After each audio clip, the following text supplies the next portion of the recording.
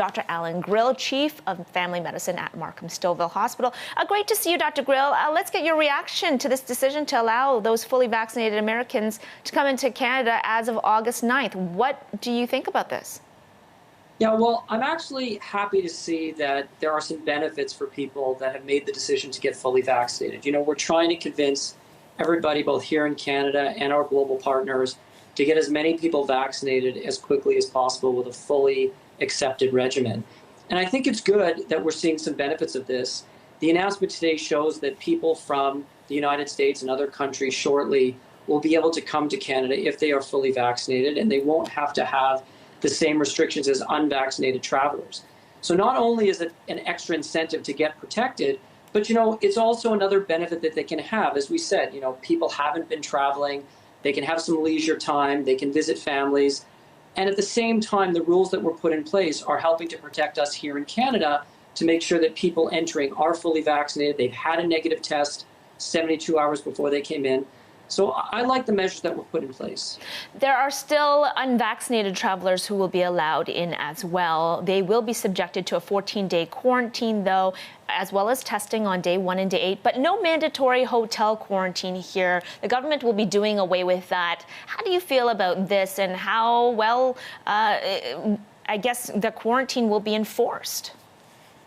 Exactly. I think that's the key question. Whether we're talking about a hotel or not hotel, each province has to have a good public health system in place to monitor anyone that ends up in the country that's unvaccinated, that is being asked to quarantine for 14 days.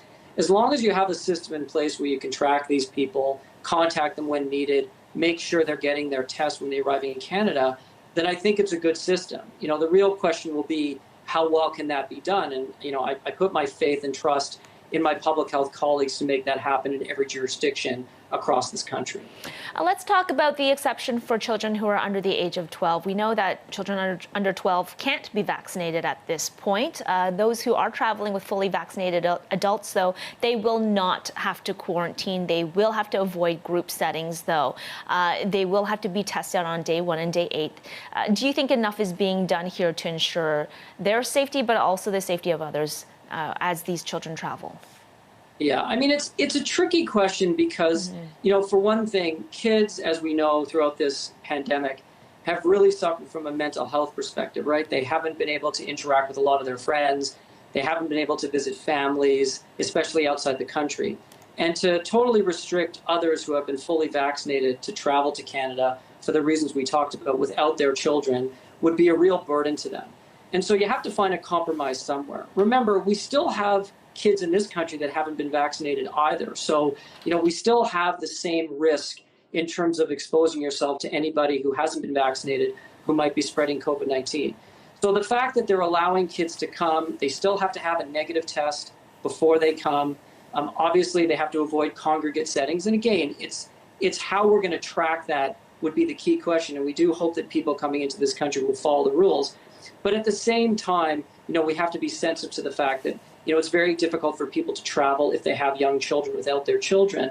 And I think they were trying to find sort of a happy medium for all those involved. And I'll just remind Canadians as well, the Public Health Agency of Canada has made it very clear that even if you're fully vaccinated here in Canada, your comfort level about exposing yourself to those who are unvaccinated, which would include people both here in the country and those traveling here who happen to be kids, you still have to be comfortable with your level of exposure to that population.